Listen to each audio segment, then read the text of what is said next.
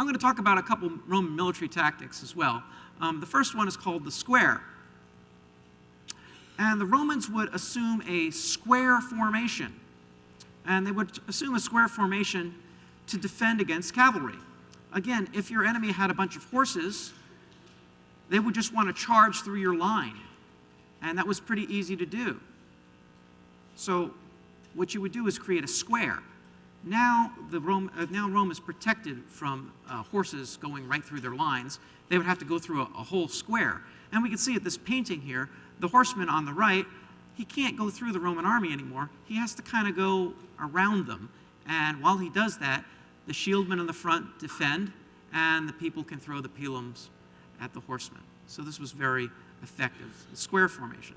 This, of course, becomes obsolete with the invention of gunpowder later on. So we don't really see square formation so much anymore.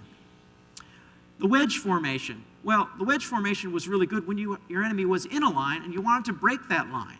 So you would come to a point and charge.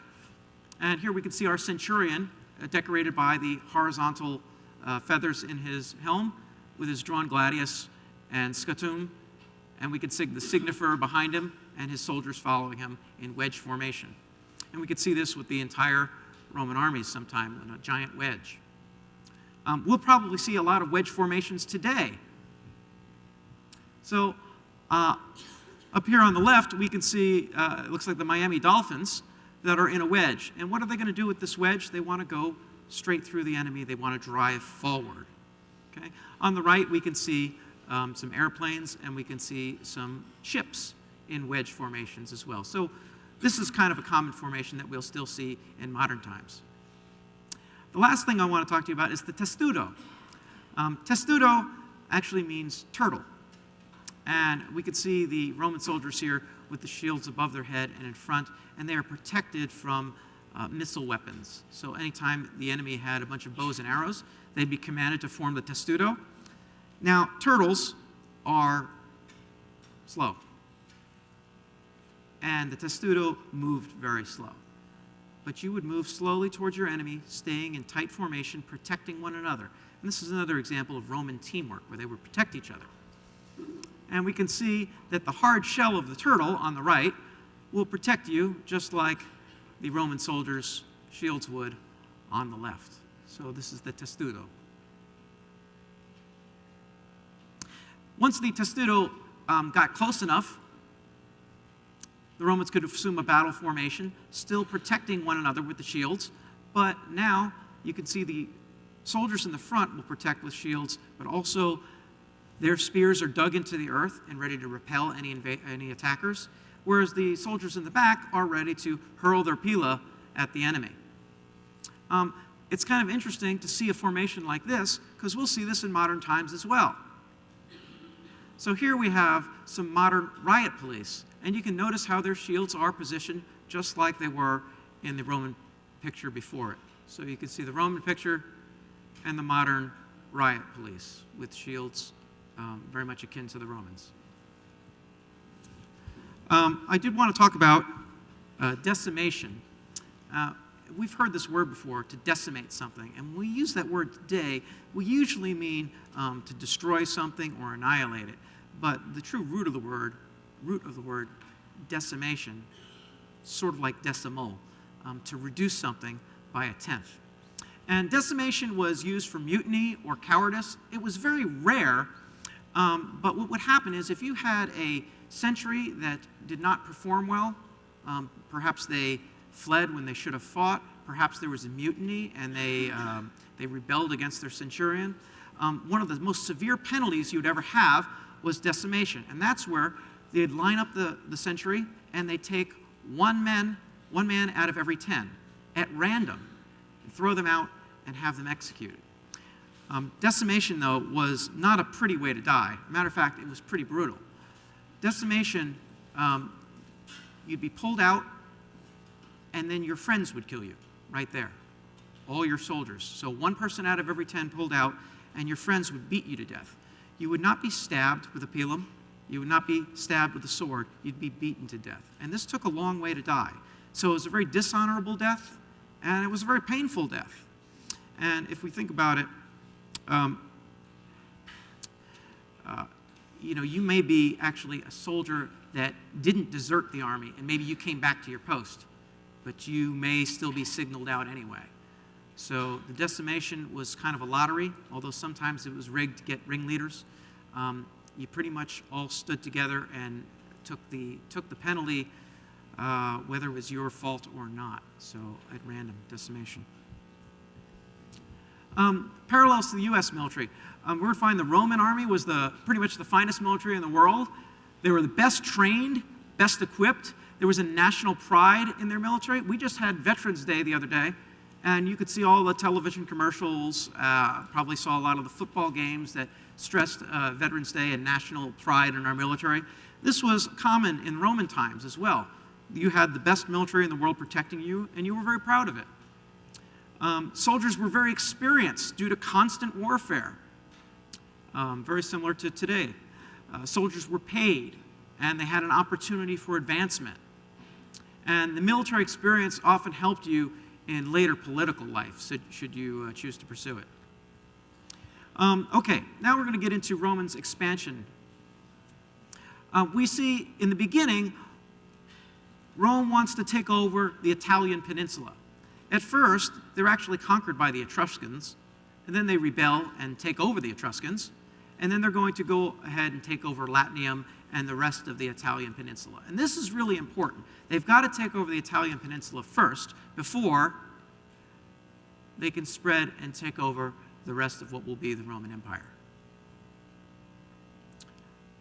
All right, so I've already mentioned the Etruscans and the Latins, and now they want to get rid of the neighboring enemies. So any place on the Italian peninsula, if they have neighboring enemies, they want to get rid of them. So let's obviously take over the whole peninsula. This provides security and buffers for Rome. It also controls the coastline against any coastline attack. And this is very important as well because Rome is going to be enemies with Carthage. And Carthage has a foothold in Sicily. And we'll find the Punic Wars that we read about in our reading drives Carthage out of Sicily, and eventually Rome conquers Carthage and takes over all of her kingdoms.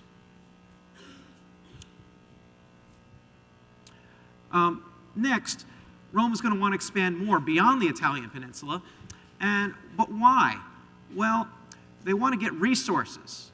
So any sort of resources they could get, whether it be iron or wood, or maybe you have crops of special foods, olives maybe, or maybe you have cattle or sheep.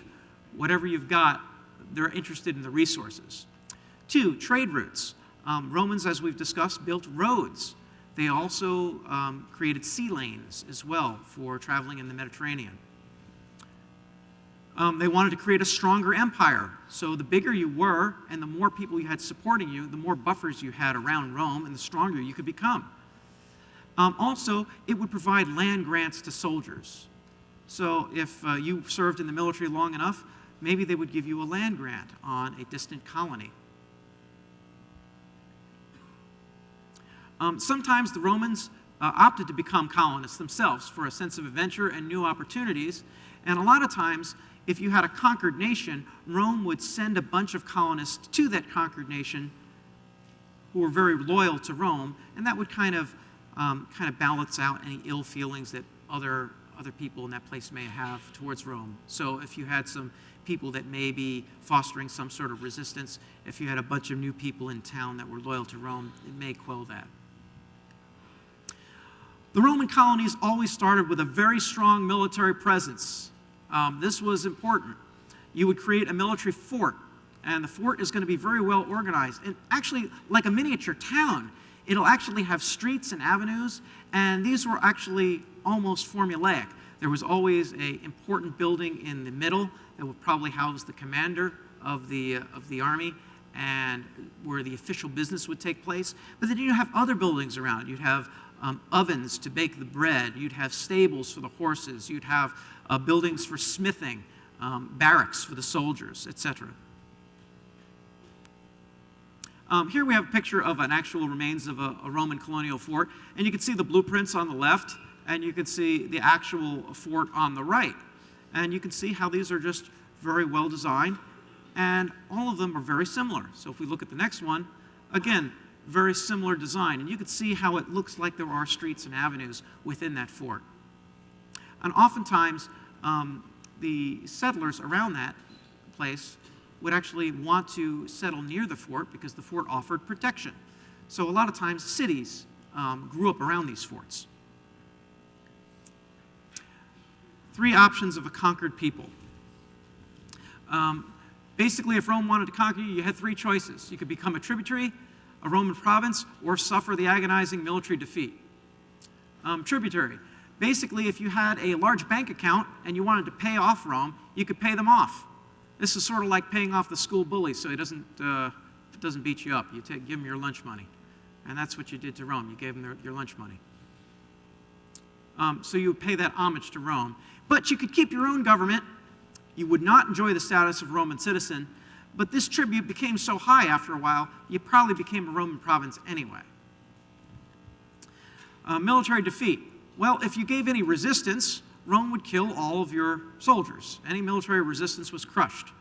You would be humiliated. The leaders of your resistance would be chained, shackled, and dragged in the streets.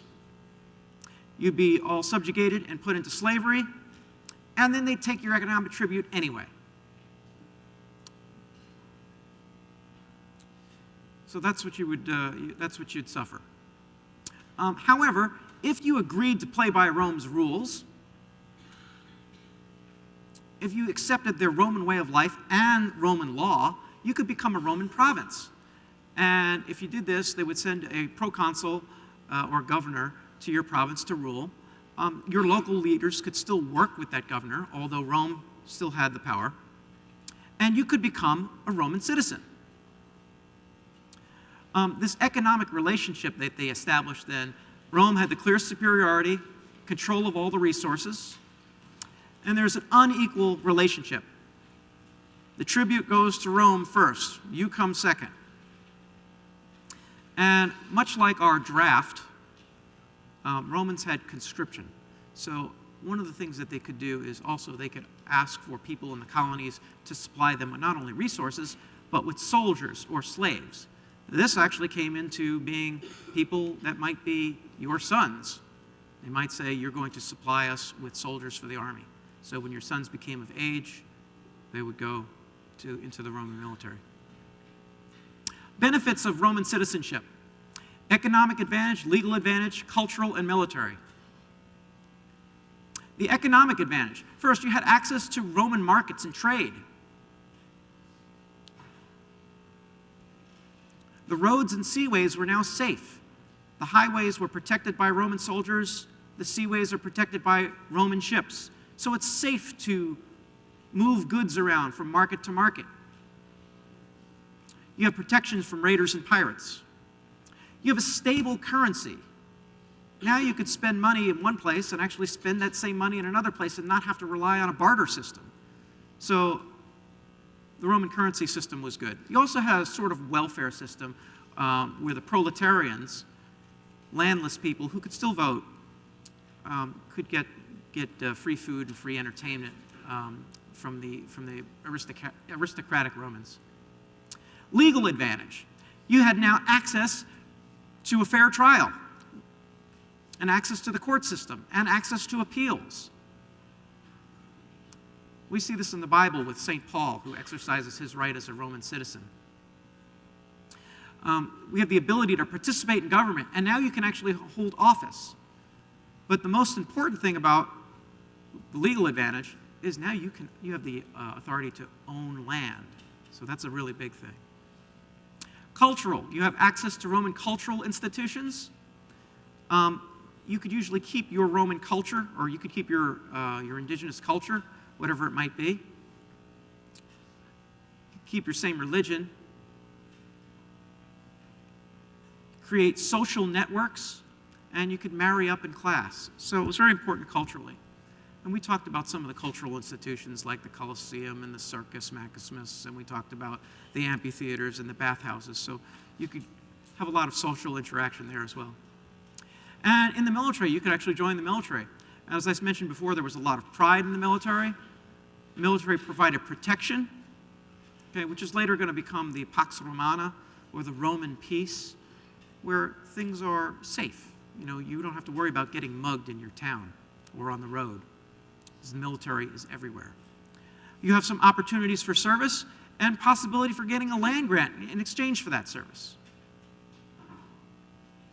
So in conclusion, we went over the Roman military equipment, we went over the hierarchy of the army, see their discipline and strategic tactics, talked about expansion, what happened to the conquered nations, and we talked about the benefits of being a Roman citizen.